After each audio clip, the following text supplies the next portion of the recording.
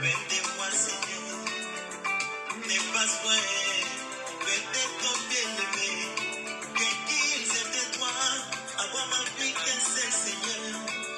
Qu'ils étaient toi. Il n'appellera qu'un seul Seigneur. Et qui sont les autres? Qui sont les autres? Ce sont les ailes du soleil. Qui amènent les pieds vers son peuple bien-aimé. Qui amène les pieds vers son peuple racheté. Dans la maison d'Abraham, Sarah a eu la promesse. On sait que moi j'appelle l'évangile éternel. On sait que moi j'appelle l'évangile de la grâce. Dans l'évangile éternel, il est l'appel et témoignage.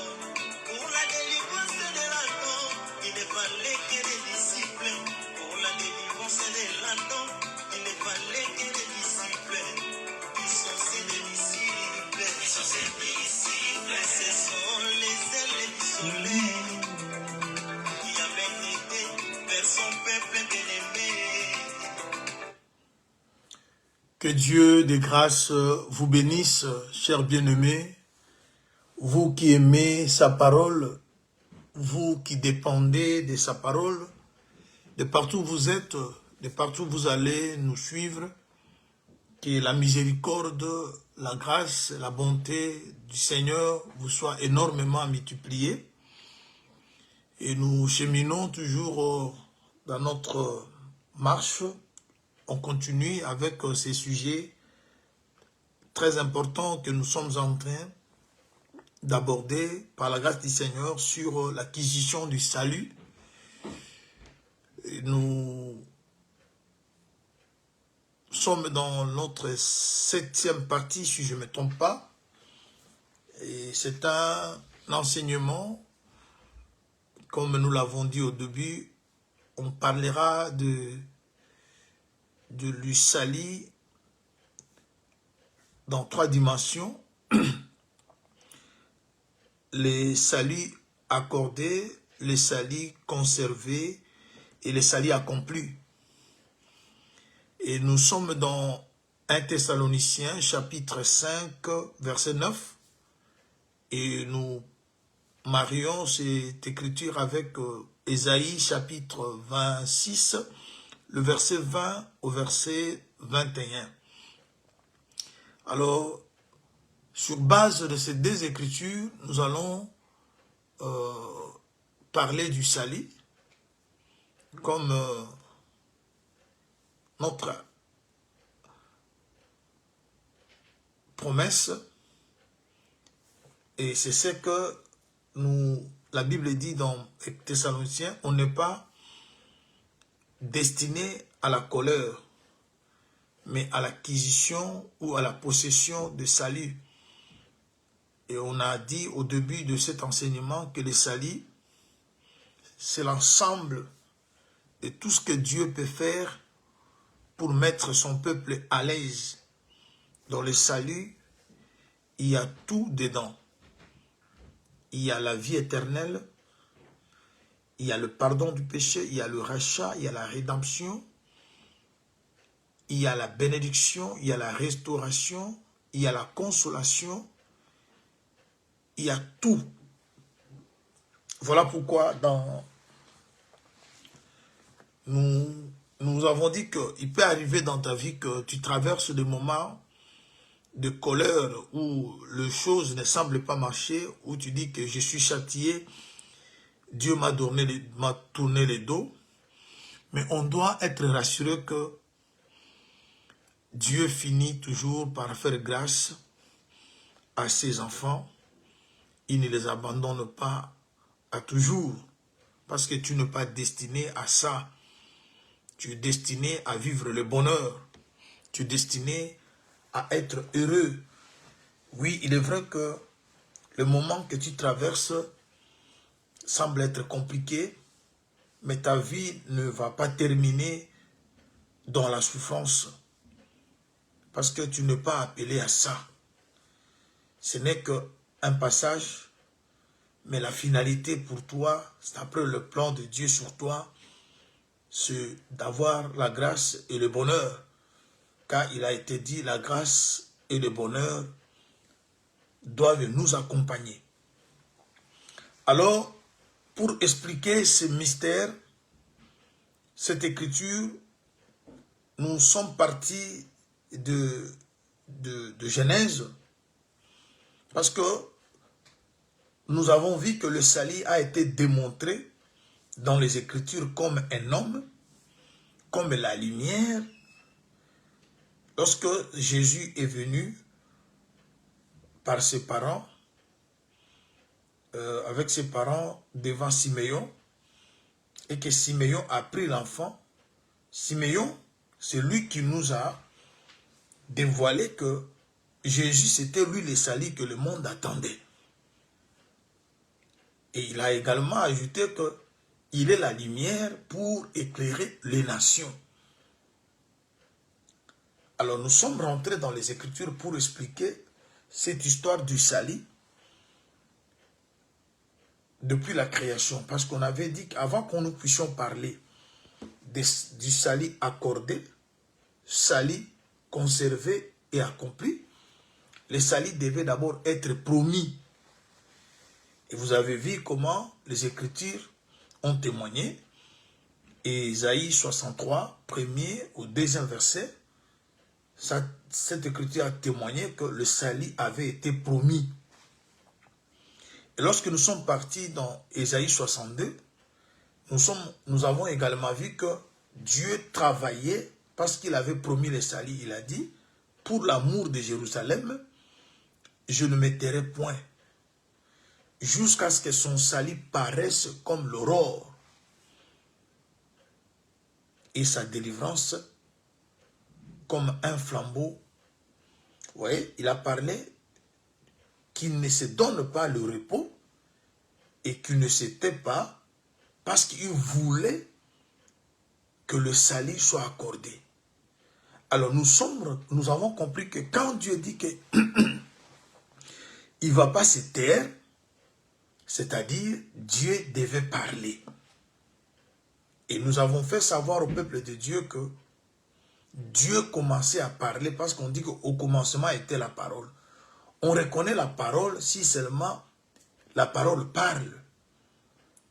C'est-à-dire à l'éternité, c'est là-bas que Dieu a commencé à parler. Et le parler de l'éternité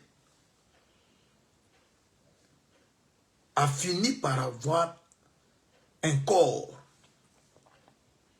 Alors, je vais dire à quelqu'un, Dieu ne permettra pas que ta journée, ta vie termine par les ténèbres. Il est vrai que tu peux traverser des moments de ténèbres, des moments obscurs, où les choses ne marchent pas, mais dis-toi que ce n'est pas ça la fin. Parce qu'il y a un temps pour chaque chose. Alors, c'est pour ça que je ne rentre pas en arrière parce qu'il y a tellement de choses à dire. Ce qu'on a déjà dit par la grâce du Seigneur, on ne saura pas le répéter chaque jour parce qu'il y a encore beaucoup à vous présenter. Alors, simplement, ce que nous pouvons vous demander, si vous nous suivez aujourd'hui, sur Facebook en ligne, il y a quelques vidéos depuis qu'on a commencé avec cet enseignement, c'est-à-dire aujourd'hui, comme je disais tantôt, l'enseignement de ce matin, ça sera notre 7e partie. Les 6 premières parties sont déjà sur Facebook et nous pensons que elles seront également transférées dans notre chaîne YouTube parce qu'on a dit à ouvrir un compte, une chaîne YouTube dont nous sommes en train de donner au bien-aimé de liens pour que le bien-aimé puisse s'abonner.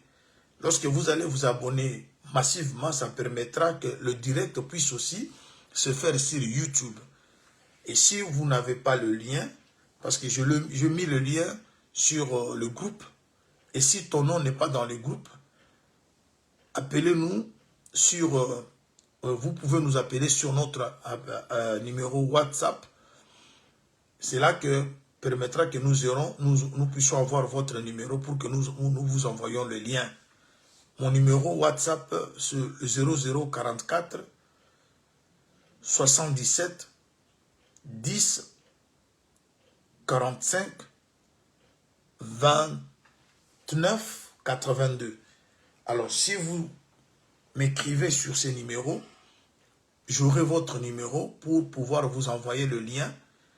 Et ce lien permettra à ce que vous puissiez vous abonner sur YouTube parce qu'on a connu un petit souci avec Facebook.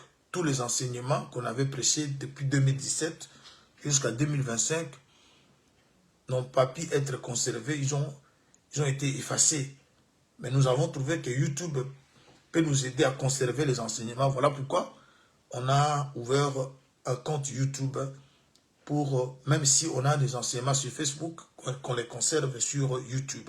Alors, abonne-toi dans les liens que j'ai envoyés ou envoie-nous ton numéro et nous allons t'envoyer le lien pour que tu puisses t'abonner et cela permettra qu'on puisse avoir des enseignements là-bas et quand les directs commenceront, et ça permettra que tout se passe bien. Alors, on continue.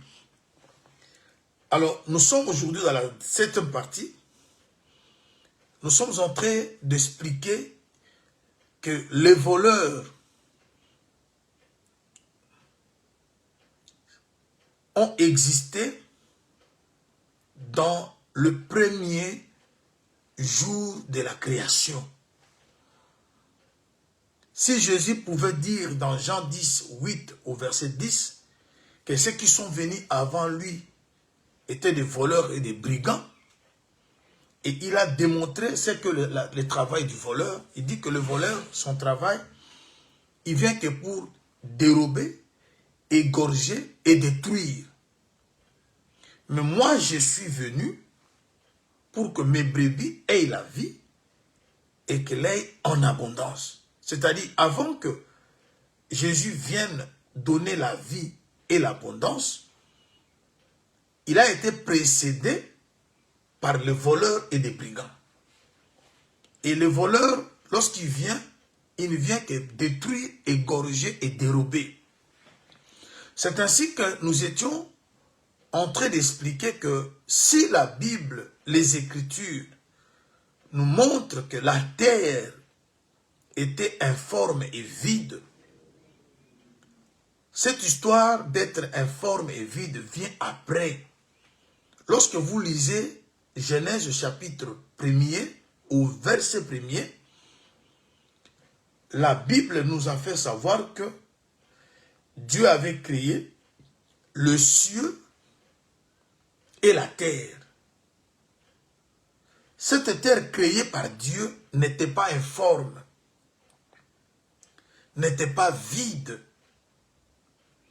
Et nous avons fait savoir, comprendre aux enfants de Dieu, quand et comment la terre a perdu sa forme, et quand et comment la terre est devenue vide. Parce que, avec ce que Jésus a fait comme déclaration, celui qui vient voler, c'est celui qui vous dépouille.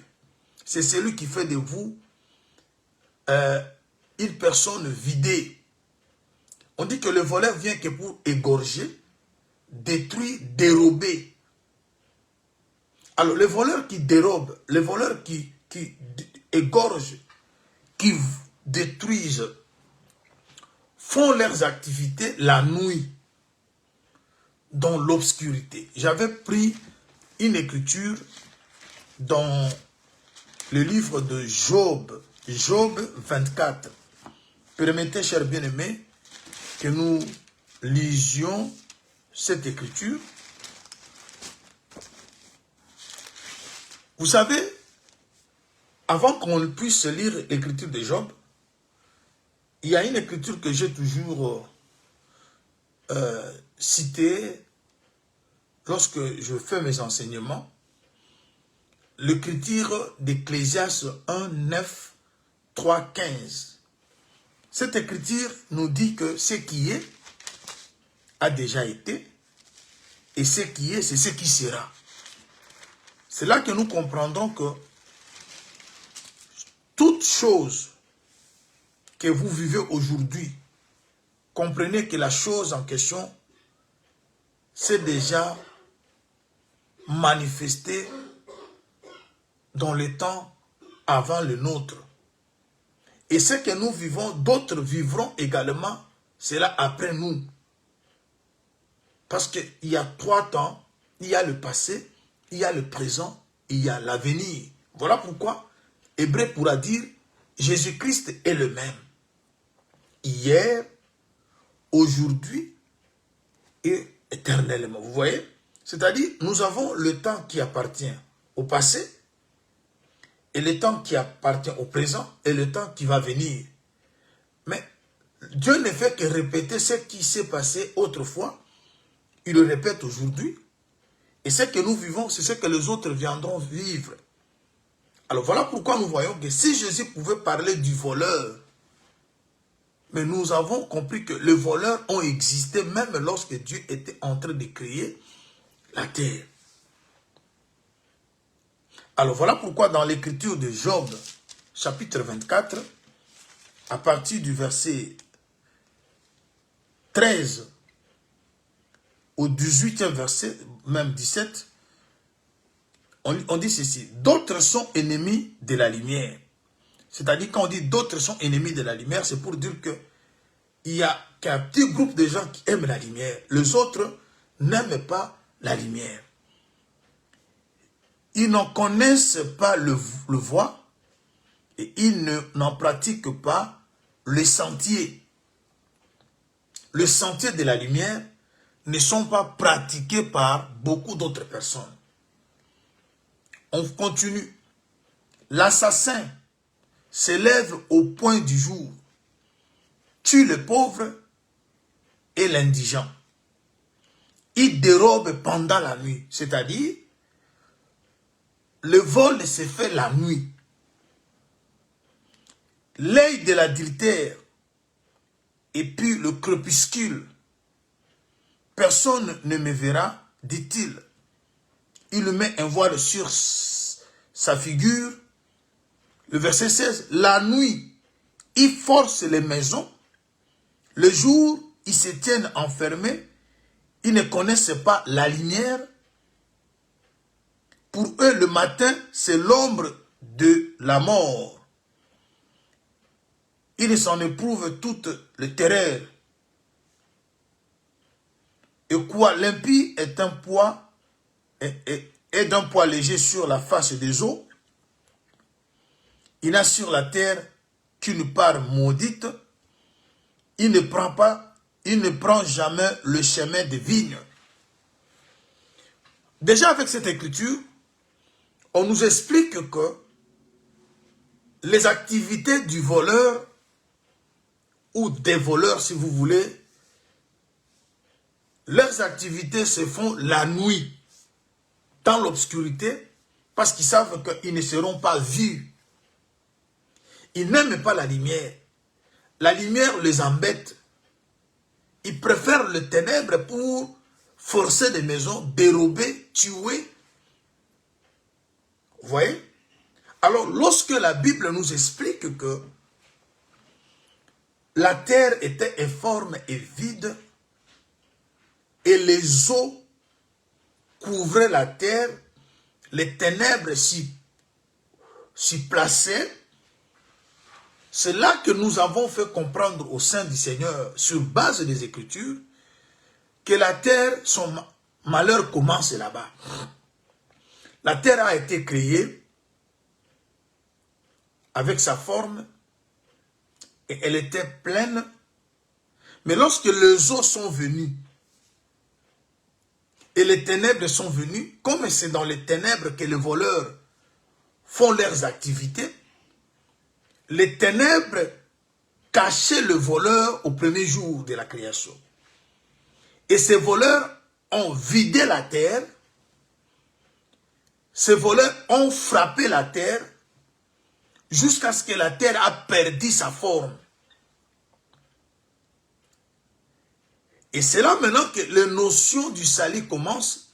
Dieu maintenant, son esprit qui mouvait au-dessus des eaux, voulant délivrer la terre de cette situation, il va maintenant désirer la présence de la lumière. Parce qu'il a dit dans Ésaïe 62, il ne va pas se taire. Lorsque quelqu'un ne se tait pas, c'est-à-dire cette personne parle, c'est là que nous avons compris que depuis toujours, Dieu était en train de parler. Hébreu nous dit qu'il a parlé à nos pères par des prophètes en plusieurs reprises, en plusieurs manières. Tout ce que Dieu parlait à travers le prophète, il cherchait comment délivrer l'homme de la servitude, du péché, de la condamnation. Mais tout le premier parler de Dieu qui se faisait par le prophète n'ont pas amené le peuple à la libération. Voilà pourquoi il a souhaité de parler maintenant pour la dernière fois par son fils. Ça, c'est ce que Hébreu chapitre 1 nous parle. Et maintenant, lorsque nous rentrons au chapitre 1er de Genèse, parce que je l'ai toujours dit que le livre de Genèse, c'est un livre mystérieux. C'est le livre qui cache tous les autres livres à l'intérieur. Parce que c'est Genèse, comme dit son nom, Genèse, c'est-à-dire commencement, c'est l'introduction. Tout ce que vous voyez dans les autres livres, Dieu les a introduits dans Genèse. Voilà pourquoi nous prenons ce livre de Genèse, et nous voyons l'action du salut. Parce que comme Luc, chapitre 2, verset 30 au 31, nous a fait savoir que le salut c'est la lumière, le salut c'est un homme. Alors quand Dieu parle maintenant que la lumière soit, et la lumière fut, nous avons compris que cette lumière-là que Dieu avait désiré, son apparition, c'était bien le Fils qui devait venir maintenant. Mais le Fils, avant de venir, il a été annoncé par le prophète. Voilà pourquoi Jésus lui-même a dit, vous sondez les Écritures. Là, je suis dans Jean 5. Vous croyez avoir en elle la vie. Vous ne savez pas que les Écritures ont parlé de moi. C'est-à-dire, les Écritures, lorsqu'ils parlaient de Jésus, c'est-à-dire, elles annonçaient que quelqu'un viendra. Moïse l'a dit quelque part, dans Deutéronome, je crois 18, 15. Dieu vous suscitera un prophète comme vous voyez, c'est ça, annoncer la venue. Et quand Jésus disait que la lumière soit, ça parle de tout le message de prophète qui annonçait la venue de Jésus. Et quand on dit que la lumière fut, c'est-à-dire, le fils promis est né, comme Ésaïe a dit, un enfant nous est né, un fils nous est donné. C'est-à-dire, Jésus, sa venue était annoncée. Mais pourquoi sa venue était annoncée? Parce que le salut, d'après 1 Thessaloniciens chapitre 5, le verset 9, ne peut s'accorder que par Jésus-Christ. Il dit que Dieu ne nous a pas destinés à la colère, mais à l'acquisition du salut par Jésus-Christ notre Seigneur. Aussi longtemps que Jésus n'était pas venu, le salut ne pouvait pas être accordé. Les prophètes ont défilé, ils ont parlé, mais personne parmi eux pouvait accorder le salut. On devait attendre jusqu'à ce que la lumière soit là. Que la lumière soit, et la lumière fut. Lorsque la lumière fut, c'est-à-dire le salut qui est Jésus est venu. Mais nous le voyons dans la création. Et pourquoi la lumière devait être désirée et pourquoi elle devait venir? Voilà pourquoi je veux dire à quelqu'un, sois rassuré, sois consolé. Que ta vie ne va pas terminer comme tu es en train de la vivre. Pourquoi je te dis ça? Parce que le premier jour de la création commence par le soir et se termine par le jour ou le matin. C'est autour de ça que nous allons devoir, par la grâce du Seigneur, vous faire savoir ce qui s'est passé dans cette période de temps. Alors, lorsqu'il y a le soir, c'est-à-dire le soir nous amène à la nuit. Et le matin nous introduit au jour. Alors,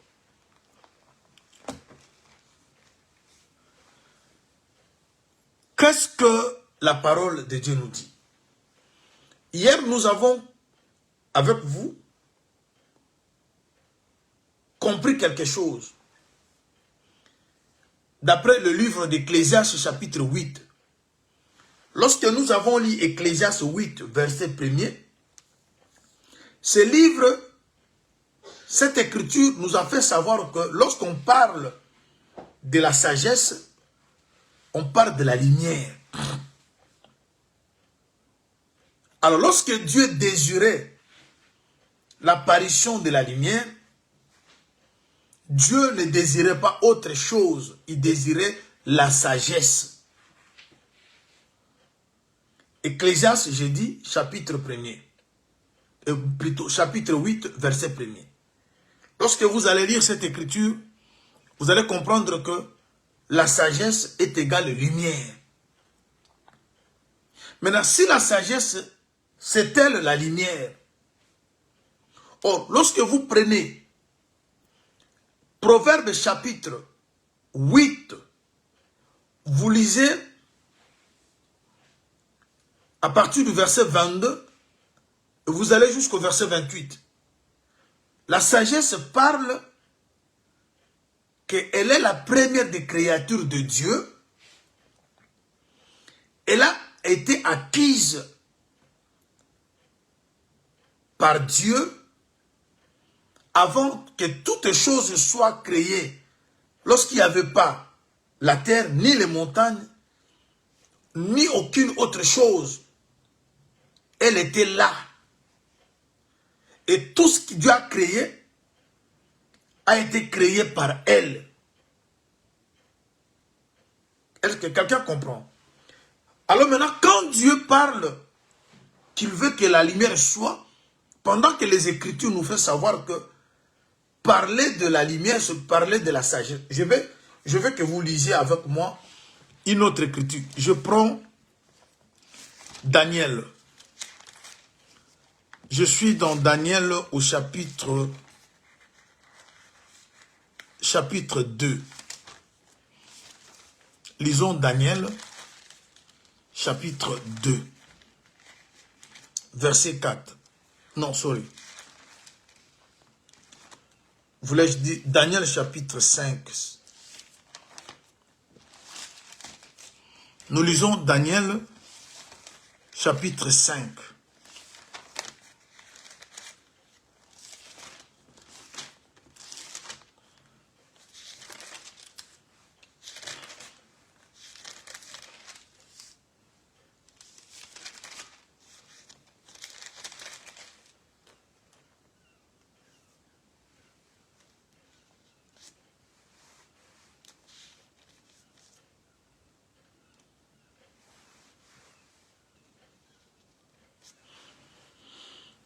Je suis au verset 10.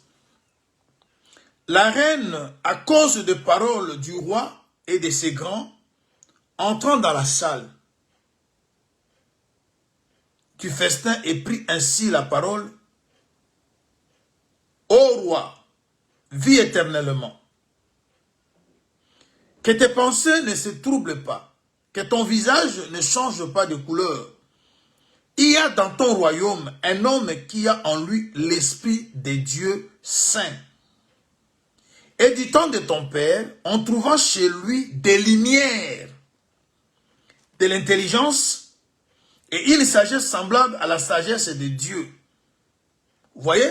C'est-à-dire l'intelligence, la sagesse égale lumière. Là, on parle de Daniel. Lorsqu'on voulait l'explication, on voulait que l'écriture qui était sur la muraille soit lue et qu'aucun homme ne pouvait lire. La reine va parler à son fils qui a succédé à son père, qu'au temps de ton père, lorsqu'il y avait des questions difficiles, lorsqu'il y avait des problèmes qui dépassaient l'entendement, on faisait recours aux personnes qui avaient l'intelligence et de l'esprit de Dieu saint. Et on a trouvé dans cet homme de la lumière, de la sagesse et de l'intelligence.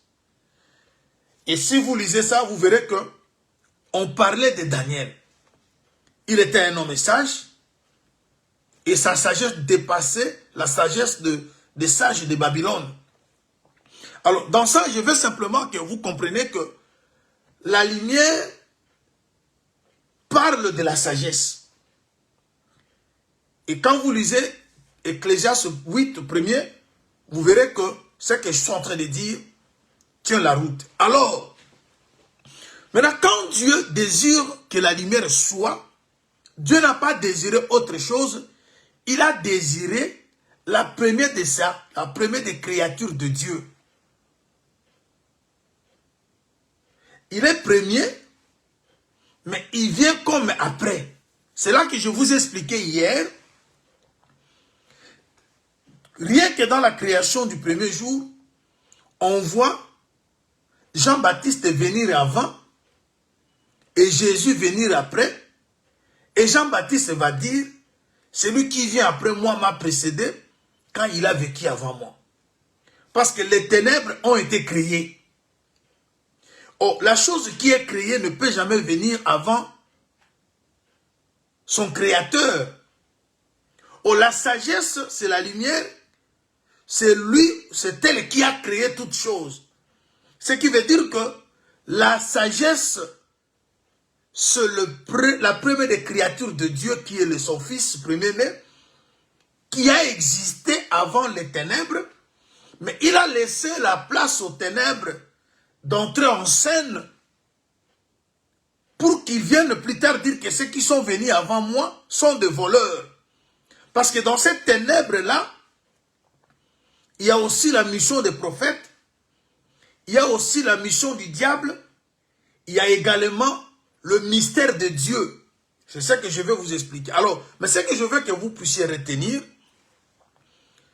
lorsque Dieu désire la lumière, il ne désirait pas autre chose si ce n'est que l'hippopotame. Parce que si la sagesse dans sa déclaration faite dans Proverbe 8, 22 au 28e verset, qu'il est la première des créatures de Dieu, et vous verrez que dans Job, on nous parle de l'hippopotame comme aussi la première des créatures de Dieu, mais qui va venir habiter dans le marécage. Lorsqu'hippopotame se retrouve dans le marécage, il accomplit l'écriture d'Emmanuel, Dieu parmi les hommes. C'est-à-dire, quand Dieu veut sauver les humains, Dieu doit quitter son trône, mais il doit venir habiter parmi son peuple. Et c'est ce que Jean a expliqué. Au commencement était la parole était avec Dieu, la parole était Dieu, la parole s'est faite chair, elle a habité parmi nous. Nous avons tous contemplé sa grâce. C'est-à-dire, pour contempler, la parole a quitté son trône, La parole a quitté le monde invisible. La parole s'est fait visible en prenant maintenant le corps de Jésus et pour être Emmanuel, qui veut dire Dieu parmi son peuple. Et quand Dieu vient habiter parmi son peuple, c'est pour trouver solution, c'est pour donner solution, c'est pour changer la vie, c'est pour consoler. Dieu ne vient pas habiter parmi son peuple pour que son peuple reste le même. Alors, quand Dieu désire la lumière, l'apparition de la lumière, comme je viens de l'expliquer, m'appuyant sur les Écritures, c'est-à-dire il voulait simplement faire appel à la sagesse. Mais je veux que vous voyez une chose. La sagesse, avant qu'elle puisse venir, la sagesse nous a démontré, nous a montré comment les choses devaient se passer. Je vous fais voir une écriture. C'est une des écritures que j'aime aussi beaucoup, parce que ça explique aussi des choses très claires. C'est laquelle? Nous sommes dans Luc, au chapitre 11, à partir du verset 49. Écoutons ce que Jésus dit dans cette écriture. Je suis dans Luc, chapitre 11, le verset 49. Voilà. C'est pourquoi la sagesse de Dieu a dit.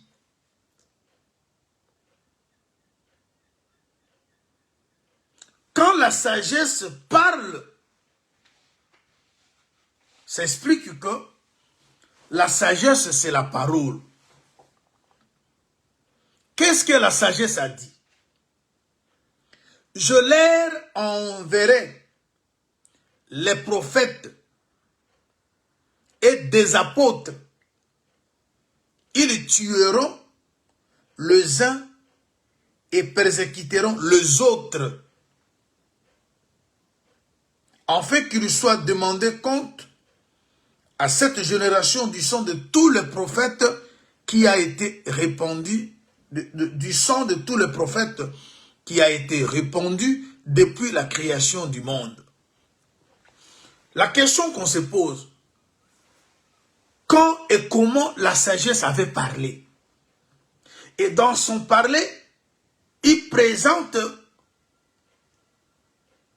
un chemin. Il dit, je leur enverrai d'abord les prophètes, ensuite les apôtres. C'est-à-dire, avant que la sagesse lui-même puisse venir, il a envoyé le prophète. Ensuite, il est venu lui-même, il est parti, il a envoyé les apôtres. C'est-à-dire, déjà ici, on comprend qu'on n'a que deux groupes de serviteurs pour Dieu dans le monde. Il y a les uns qui font partie des prophètes, il y a les autres qui font partie des apôtres. C'est pour nous parler que des deux temps. Il y a eu le temps appelé Ancienne Alliance, où Dieu a envoyé ses serviteurs, mais le nom commun qu'ils portaient, c'était le prophète. Mais il y a un autre temps qui est le temps de la grâce, où Dieu envoie ses serviteurs et le nom qu'ils apportent en commun, c'est les apôtres. Mais chacun d'eux a une particularité. Apôtre veut dire envoyé. Mais tout apôtre n'est pas pasteur. L'apôtre, c'est le nom que tous les apôtres ont porté pour dire que vous êtes envoyés.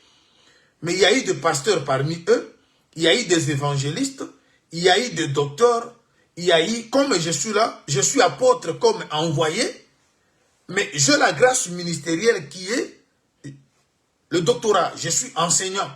Mais je porte le titre d'apôtre pour dire que je suis envoyé.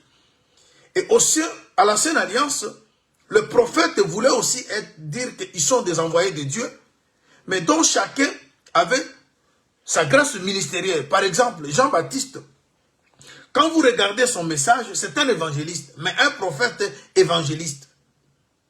Le mot prophète pour l'Ancienne Alliance veut dire que le serviteur de Dieu. Quand vous regardez par exemple Moïse, vous allez trouver que c'est un pasteur. Mais on l'appelle prophète parce qu'il est envoyé de Dieu. Parce que sagesse, c'est sagesse qui explique que je vais envoyer deux groupes de serviteurs. Mais il parle quand? Il parle à l'éternité. Parce que la sagesse parlait déjà à l'éternité. Parce que quand vous lisez Proverbes, la sagesse explique que elle a existé avant la création. Mais elle était parole. Elle peut être parole si et seulement si elle parle. Maintenant, qu'est-ce que vous allez remarquer au premier jour de la création? C'est pour cela que vous avez vu que le premier jour était résumé par deux temps. Il y a eu un soir et il y a eu un matin. Pourquoi le soir vient avant? Parce que le soir explique le temps où les prophètes doivent travailler. Et le matin explique le temps où les apôtres doivent travailler. Alors, dans ta vie, il peut arriver que vous traversez le temps de la nuit, le temps sombre. Mais je vais dire à quelqu'un, comme le matin s'était révélé au premier jour, parce que Dieu renouvelle sa bonté et ses compassions chaque matin. Chaque fois que le matin se lève dans ta vie, je ne parle pas du matin d'abord physique, mais je parle du matin comme le temps où la lumière prend le contrôle. Alors, sache que la miséricorde, la compassion de l'Éternel, sa bonté, peut toujours se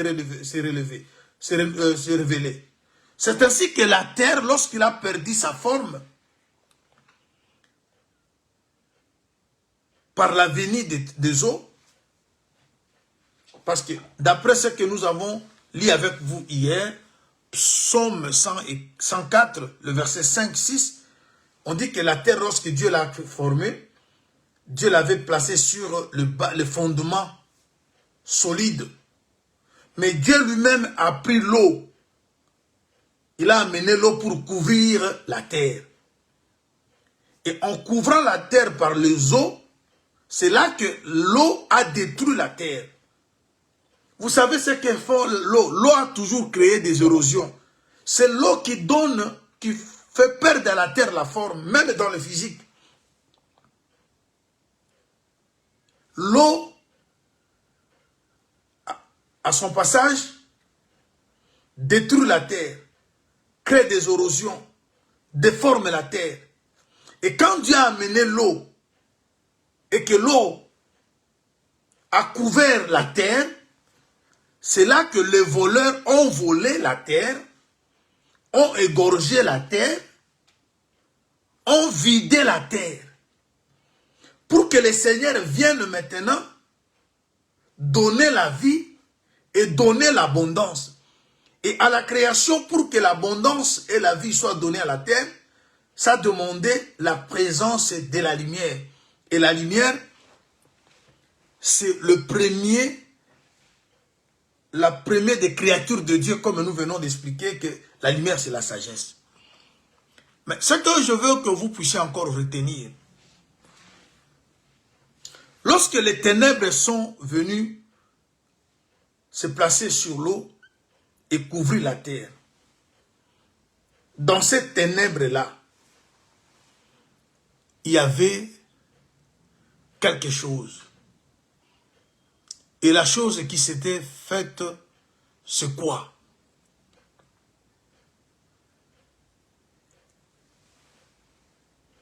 Nous voyons l'exercice du ministère de la loi.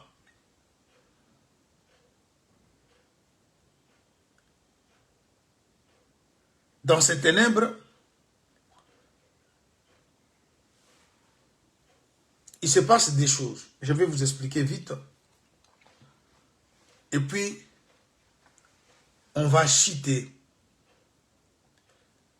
Vous savez, bien-aimés, lorsque vous êtes dans le livre de Genèse, au chapitre 3 de Genèse, lorsque vous lisez l'échange qui se fait, c'est que Dieu dit, il dit, voici, l'homme est devenu comme l'un de nous. Je suis dans Genèse chapitre 3, verset 22 jusqu'au verset 24. L'arbre de vie est là, mais Dieu va travailler avec un groupe de personnes pour empêcher à l'homme de toucher à l'arbre de vie. Il dit, empêchons-les. Dieu ne dit pas, j'empêche. Mais Dieu dit, empêchons. C'est-à-dire, ce qui avait empêché l'homme de toucher à l'arbre de vie, travailler avec Dieu. Je veux que tu retiennes quelque chose. C'est-à-dire, tout ce que les prophètes ont fait, parce que le service des prophètes ne nous a pas permis d'avoir la vie. Mais Dieu était dans ce coup-là. Dieu lui-même était dedans. Il était complice que la vie ne soit pas donnée avec ces sacerdoces. Voilà pourquoi il dit empêchons-les. Parce que l'homme voyait déjà l'arbre. Il voyait l'arbre de vie. Mais il le voyait de très loin. Il a voulu avancer sa main. C'est ce que la Bible dit. Les yeux de l'homme étaient déjà ouverts. Mais il voyait l'arbre de vie de très loin. C'est-à-dire, l'arbre de la connaissance du bien et du mal a donné à l'homme la connaissance de l'avenir de la vie. Parce que l'arbre de la connaissance du bien et du mal, c'est l'enseignement aussi des prophètes. Dans l'enseignement des prophètes, on voyait Jésus venir. Parce que la loi, comme le prophète, parlait de Jésus. C'est comme cette parabole que le Seigneur a donnée sur les nonces. Il dit que quelqu'un avait organisé les nonces. Il a envoyé les invitations aux personnes qu'il connaissait. Or, vous savez que lorsqu'on vous envoie l'invitation d'une manifestation, d'une fête, on doit signaler le jour, la date, l'endroit et l'occasion pour laquelle vous allez vous rassembler, si c'est le mariage, si c'est l'anniversaire, si c'est quoi, tout ça va être signalé dans l'invitation. L'invitation, lorsqu'on envoie, on envoie aux personnes connues. Et souvent, on met même le nom de la personne à qui on envoie l'invitation. Or, vous savez que quand Dieu parle de ces choses, il voulait expliquer que le peuple qui était connu par Dieu, c'est Israël. Et l'invitation, c'est bien l'enseignement que Dieu avait envoyé à Israël, annoncer la venue de Jésus. C'est-à-dire, quand vous avez l'invitation, vous savez que telle date, j'aurai une manifestation, ainsi de Israël voyait Jésus venir. Mais heureusement pour nous, malheureusement pour eux, le jour de la fête, ceux qui avaient reçu l'invitation ont donné des raisons. Ils ne se sont pas présentés. C'est ainsi qu'on a ramassé ceux qui n'étaient pas invités, afin que ces derniers prennent part. Alors, qu'est-ce que nous voulons comprendre par là? Nous voulons comprendre que lorsque Adam et Ève ont mangé l'arbre de la connaissance du bien et du mal, qui représente aussi l'enseignement de la loi, directement, ils doivent voir par cet enseignement l'arbre de vie, mais de très loin. Mais c'est Dieu qui empêche l'homme à avancer sa main vers l'arbre de vie, mais il l'empêche avec d'autres personnes. Il dit empêchons-les. C'est pour dire que par les prophètes, avec le message que le prophète apportait, n'a pas permis, c'est ce que Osée dit dans le chapitre 12, verset 11, que Dieu parlait par des prophètes en parabole. Et lorsque Jésus lui-même explique dans Matthieu 13, chapitre 13, verset 10 jusqu'au verset 13, et vous prenez aussi le verset 34 au verset 35 dans le même chapitre, il dit que lorsque je parle en parabole, c'est-à-dire je ne veux pas que les gens comprennent. Si les prophètes parlaient en parabole, selon la dictée de Dieu, c'est-à-dire Dieu lui-même était complice que les gens qui écoutaient les prophètes ne puissent pas avoir la vie. Voilà pourquoi vous verrez que il y a eu d'abord le soir. Dans le soir, il y a le moment de confusion. Dieu permet lui-même qu'il y ait soir dans ta vie, qu'il y ait obscurité. Mais il ne te laisse pas toujours dans cette obscurité. Il faut qu'il y ait un matin, parce que c'est dans le matin que Dieu renouvelle sa bonté ainsi que ses compassions. Voilà pourquoi maintenant, il a promis, lui, la sagesse que il enverra d'abord le prophète, ensuite les apôtres. Mais avec les apôtres, Dieu ne se cache pas. Parce que vous savez, chers bien-aimés, lorsque vous lisez Ésaïe chapitre 45, le verset 15, cette écriture nous dit que Dieu, il est un Dieu qui se cache. Mais Dieu s'est caché comment?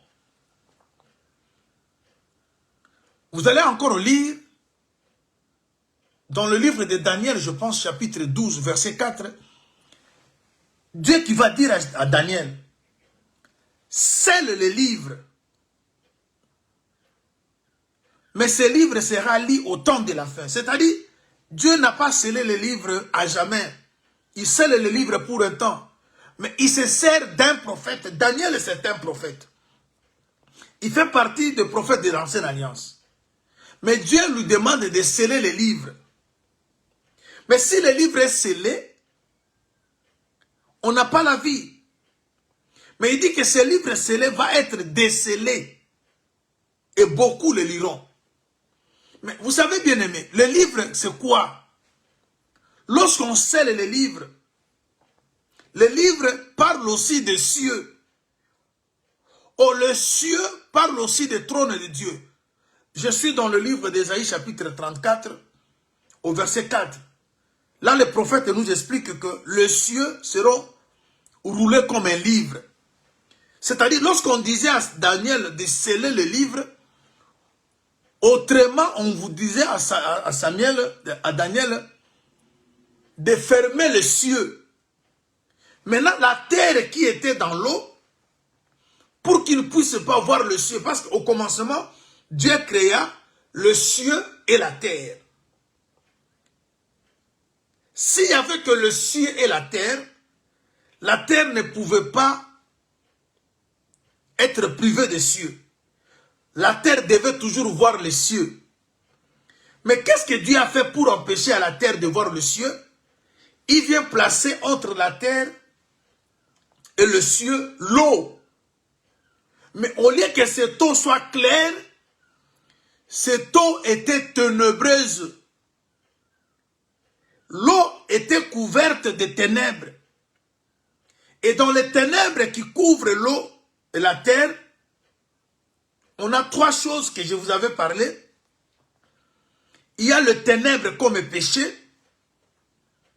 Or, le péché sépare l'homme d'avec Dieu. Quand on vit dans le péché, on est séparé de Dieu.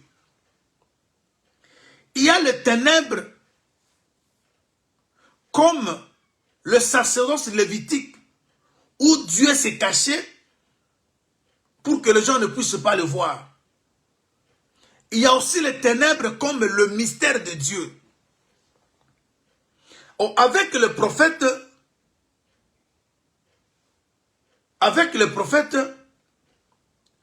le ciel ne pouvait pas être vu par la terre. La terre, c'est toi. La terre, c'est moi. La terre, c'est le peuple de Dieu. Maintenant, Dieu, dans sa souveraineté, il nous empêche de toucher à l'arbre de vie. Mais il se sert d'un groupe de gens parce qu'il a dit, empêchons-les. Nous avons vu qu'il dit à Daniel, scelle les livres. Mais les livres, c'est quoi? Les livres, c'est le ciel. C'est-à-dire, le ciel ne pouvait pas être vu. Mais avec les apôtres, Dieu ne scelle pas. Par contre, Dieu est en train de déceler. Voilà pourquoi le sacerdoce de la grâce ne nous cache pas la face de Dieu, mais le sacerdoce de la grâce nous révèle ce que le prophète avait scellé. Vous avez vu avec Genèse 3, 22, avec Ésaïe, plutôt Osée 12, 11, nous avons vu comment Dieu cache les choses.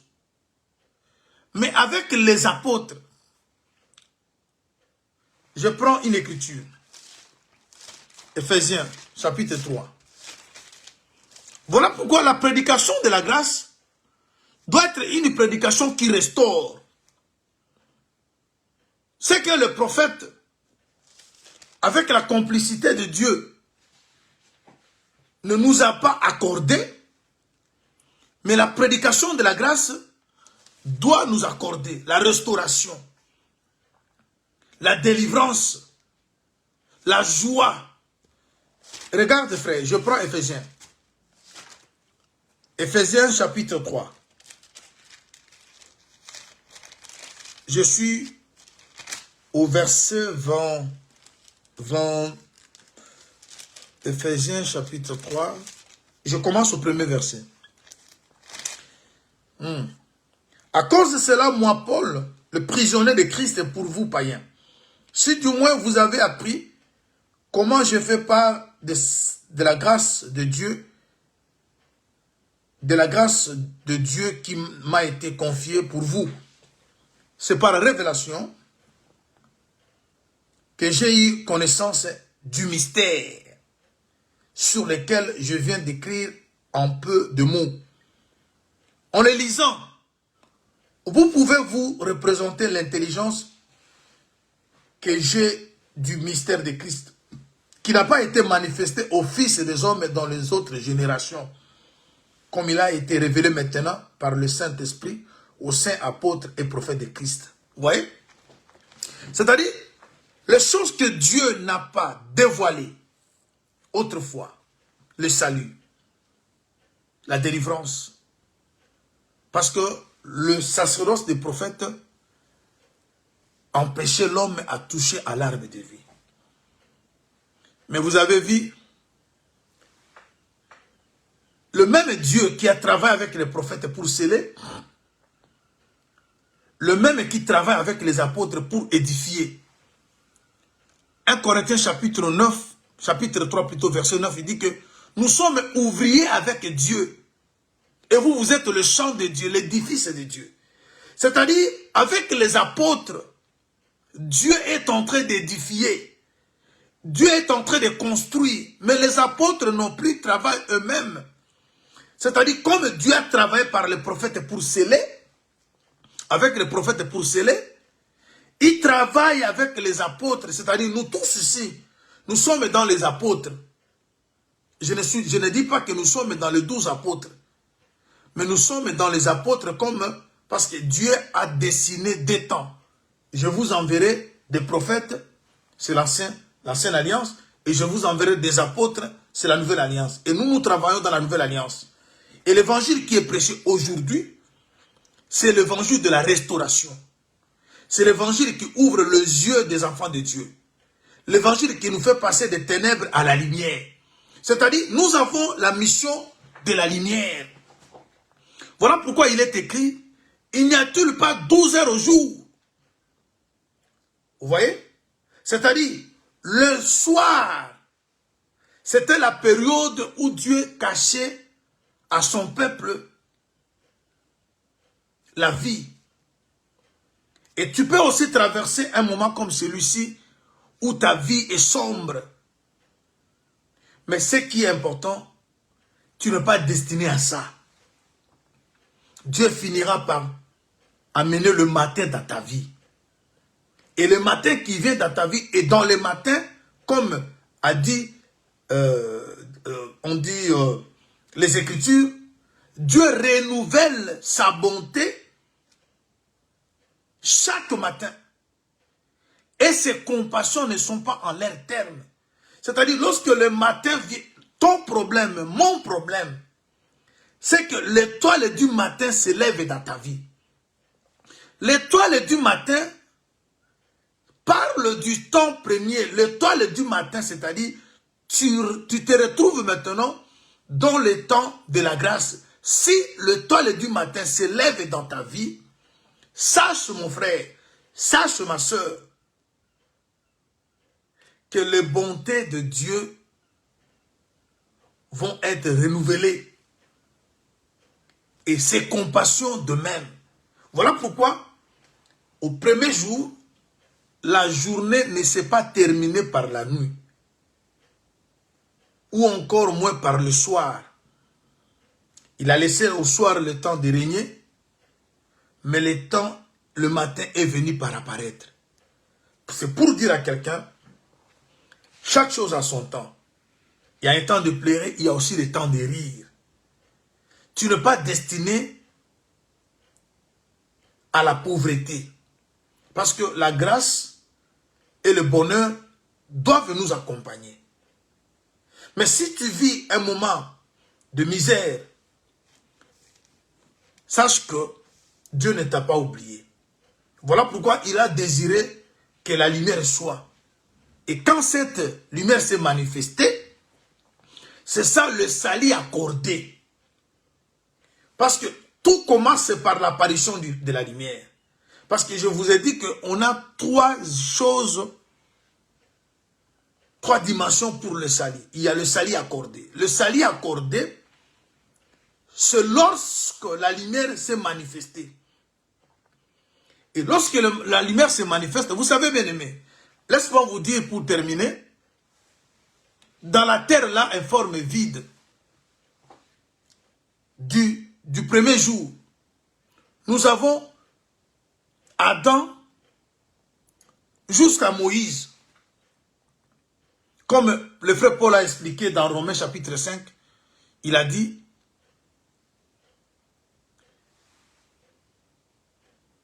la mort a régné depuis Adam jusqu'à Moïse. Et qui a vaincu cette mort? Et vous allez vous poser la question, mais comment vous nous dites que Adam et Moïse étaient dans ces terres-là. Cependant, Adam fut formé le 6e jour. Mais Adam qui est formé le 6e jour ne vient pas d'ailleurs, il vient de la terre. La poussière qu'on a formée, avec laquelle on a formé Adam, cette poussière est venue de la terre. Et cette terre est venue de l'eau. La poussière qui a formé le corps d'Adam, lisez les Écritures, Dieu a pris la poussière de la terre. Cette terre, c'est celle qui était dans l'eau, informe et vide. Et Moïse, c'est qui? Le nom de Moïse veut dire tirer des eaux. Ce qui est tiré des eaux, c'est la terre. Et Moïse, il est Lévi. Lévi, c'est le troisième fils de Jacob pour dire l'œuvre du troisième jour. Et le troisième jour, c'est le jour où on a vu la terre se manifester. Alors, lorsque la terre était dans l'eau, sans forme et vide, c'était depuis Adam jusqu'à Moïse. Parce que les ténèbres qui dominaient sur cette terre, c'était bien la mort. Et la lumière qui venait, c'était la vie. Parce que, je prends une écriture. La lumière, c'était, elle, la vie. Je suis dans Jean, chapitre 1. Jean, chapitre 1. Nous sommes au premier verset jusqu'au 4e, 5e même. Au commencement était la parole, et la parole était avec Dieu, et la parole était Dieu. Elle était au commencement avec Dieu. Écoutez, le verset 3. Toutes choses ont été faites par elle, et rien de ce qui a été fait n'a été fait sans elle. En elle était la vie. Et la vie était la lumière des hommes. Vous voyez? Ce qui veut dire que la lumière qui venait n'était pas simplement lumière, mais elle était aussi la vie. Elle était aussi la parole. Aussi la vie pouvait venir, c'est-à-dire la mort régnait. Et cette mort régnait sur la terre qui parle d'Adam et de Moïse. Voilà pourquoi Actes chapitre 3, le verset 24, on dit que le prophète, lorsqu'ils ont prophétisé, ils désiraient ce jour. Adam, Abraham, Jésus même a dit, avant qu'Abraham a fait, moi je suis. Ils ont voulu le contredire, mais il dit comment? Toi qui n'as même pas 50 ans, tu dis que tu as vu Abraham. Il a dit, Abraham, il était tressailli de joie lorsqu'il avait vu mon jour. Vous voyez? Or, lorsqu'on parle du jour, on parle de la lumière, parce que le jour, c'est le nom donné à la lumière. C'est-à-dire tous les hommes, depuis Adam, tous les prophètes, ils attendaient la venue de cet homme appelé lumière. C'est pour dire que la terre qui était dans l'eau, c'était l'humanité tout entière. Et qui a mis l'humanité dans cette position? C'est Dieu qui a permis que l'eau vienne se placer sur la terre. Pourquoi l'as-tu permis? Parce que Dieu voulait se cacher. Parce que cette eau-là était l'eau ténébreuse, était l'eau obscure. Comme Dieu était dans la période de se cacher, il a permis que l'homme pêche pour que le péché sépare l'homme d'avec Dieu. Ça, c'est la première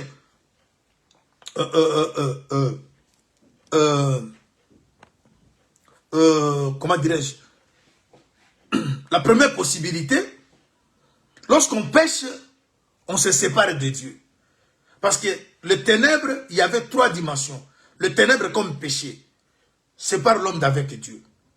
Le ténèbre comme la loi, cache Dieu. Parce que la loi ne nous a pas permis de connaître Dieu. Il y a le ténèbre maintenant comme le vêtement de Dieu, c'est-à-dire Dieu qui ne se révèle pas à tout le monde. Alors maintenant, pour que ces deux soient révélés, il faut que le Fils vienne. Le Fils est venu, il nous a donné l'intelligence de connaître le vrai Dieu et nous sommes dans le véritable en son Fils. Alors le Fils qui devait venir, c'est la lumière. C'est pour dire simplement, bien-aimé, Jésus-Christ, qui est prêché aujourd'hui par les apôtres et par le ministère de la grâce, veut ta restauration. Toute prédication, nous sommes là simplement, nous ne sommes pas là simplement pour vous remplir la tête de connaissances. Et cette connaissance doit aussi apporter. Dieu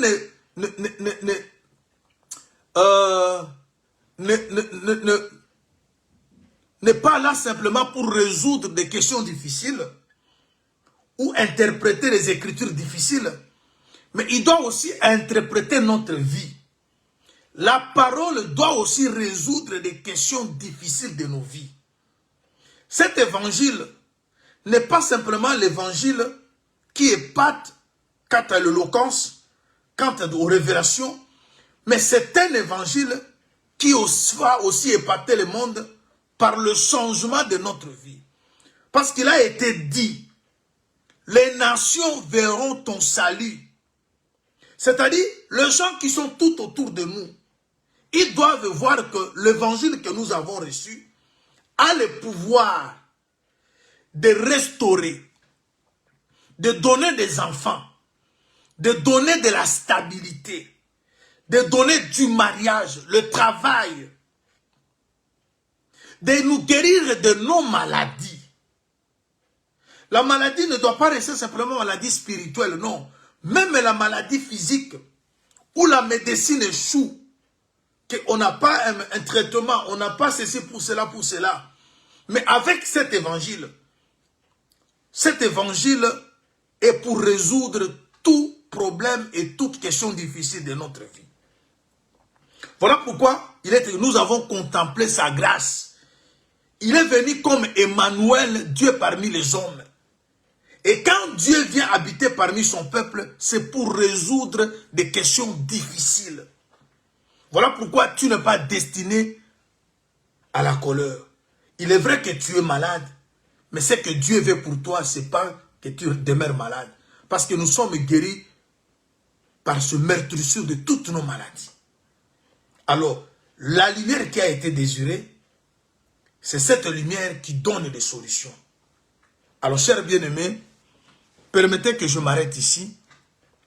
Les Abraham, les Moïse et tout ce monde-là, ils attendaient comme Acte 3, 24 le dit, ces jours-ci. Et nous sommes dans ces jours, le jour du salut.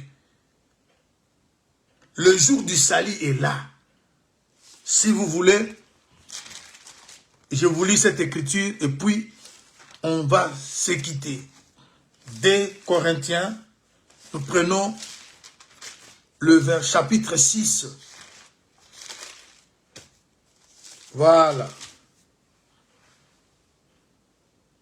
Puisque nous travaillons avec Dieu, j'aime ça. Puisque nous travaillons avec Dieu, nous qui, apôtres, nous qui, le gens de la nouvelle alliance, parce qu'on travaille avec Dieu, nous vous exhortons à ne pas recevoir la grâce de Dieu en vain. Quand il dit au temps favorable, je t'ai exaucé. C'est-à-dire, cet évangile doit faire à ce que nous soyons exaucés. On a des questions difficiles, on a des demandes. Mais cet évangile nous amène à l'exaucement. Au jour du salut, je t'ai secouru. C'est-à-dire, le salut est pour secourir. Voici maintenant, temps favorable. Et voici maintenant, le jour du salut. Ce n'est pas à venir, c'est maintenant. Tu vis dans le jour favorable. Tu vis dans le jour du salut. Ta guérison n'est pas demain. Ton succès n'est pas demain. Ce n'est pas au ciel que tu vas te marier. Là, nous serons comme des anges. Ce n'est pas au ciel que tu vas travailler, que tu vas faire des voyages. Non, c'est sur cette terre. Le maintenant là, c'est le temps de la grâce. Le temps que nous passons sur cette terre. Le secours de Dieu, c'est maintenant. Ce n'est pas au ciel que tu vas chercher la guérison pour ton fils, pour ta fille. Parce que le corps qu'on aura au ciel ne tombera pas malade. Et la guérison pour la santé, c'est ici. C'est maintenant le jour du salut. Le jour favorable. Et on travaille avec Dieu pour ça. Si Dieu a travaillé avec les prophètes pour nous cacher sa face, mais avec les apôtres, la face n'est pas cachée. Voilà pourquoi Paul disait, quelqu'un était ravi jusqu'au 3e ciel, jusqu'au paradis. Il a vu les choses qui n'étaient pas permises à un homme de voir. La révélation de Dieu qui a donné à Jésus-Christ pour qu'il donne à ses prophètes. Vous voyez, c'est-à-dire, aujourd'hui, toute les révélations, Dieu l'amène à l'église. Mais autrefois, Dieu ne se révélait pas. Mais il travaillait avec le prophète pour sceller les ciels. Mais avec Jésus, vous savez, quand il sortait de l'eau, on dit que les cieux s'ouvrirent. Avec Jésus, le ciel s'ouvre. Mais avec les prophètes, le ciel était fermé parce que le ciel, c'est un livre que Daniel devait sceller. Mais Jésus est venu déceler ces livres. Voilà pourquoi en sortant de l'eau, le ciel s'ouvrit. La colombe est descendue. Il nous voit parler. Voici celui-ci est mon fils bien-aimé. Et nous sommes fils de Dieu à travers Jésus. Et Dieu montre aux gens, comme il avait dit, as-tu vu Job? C'est en Jésus-Christ que Dieu te présente au monde. Parce que les nations doivent voir ton salut. Maintenant, bien-aimé, tu n'es pas destiné à ce que tu vis là. Que le Seigneur, Dieu de grâce, te bénisse, mon frère. Si tu avais perdu espoir, si tu ne croyais plus, je te rassure que le jour favorable, le jour du salut, c'est maintenant. Nous sommes dans le salut accordé. Dieu t'accorde ce salut. Dieu t'accorde le jour favorable. C'est pour ta restauration. C'est pour ton avancement. C'est pour ton rétablissement. C'est pour que tu puisses récupérer ce que tu as perdu. Que le Seigneur te bénisse. Même fois cette parole, ta vie changera. Ce n'est pas demain, c'est maintenant. Parce que le jour favorable, le jour du salut, c'est maintenant. Le salut accordé. Il a désiré la lumière et la lumière s'est manifestée. Et la lumière a changé tout. Que Dieu te bénisse. Je te souhaite un excellent jour, une excellente journée. On se retrouve la nuit pour la prière. Le lien est déjà là sur le groupe. Essayez de vous abonner et je crois que ça va permettre à ce que le direct puisse se faire sur YouTube aussi. Partagez le lien avec le bien-aimé et je crois que le Seigneur ne manquera pas de vous bénir. Là, je crois que tous ces enseignements, on va le mettre sur YouTube pour que vous puissiez le suivre tant que vous voulez. Que Dieu vous bénisse. Priez pour nous, priez pour tous les hommes de Dieu. Et c'est maintenant. Le jour favorable, ce n'est pas demain, c'est maintenant là. Quand tu sors là, tu vas retourner à la maison avec une solution. Parce que c'est maintenant. Comme tu as écouté cette parole. Que cette parole change ta vie. Ouvre les portes. Que ton dossier qui a été classé dans un tiroir soit placé sur la table pour qu'on puisse signer. Oui, bien-aimé, toi qui veux, tu cherches l'argent auprès d'une banque, qu'on puisse te répondre. C'est maintenant. Ce n'est pas au ciel que tu vas acheter une maison. C'est maintenant. C'est ici. Le jour favorable. Le jour du salut, c'est le jour du secours. Que Dieu te bénisse. Soyez bénis au nom de Jésus-Christ.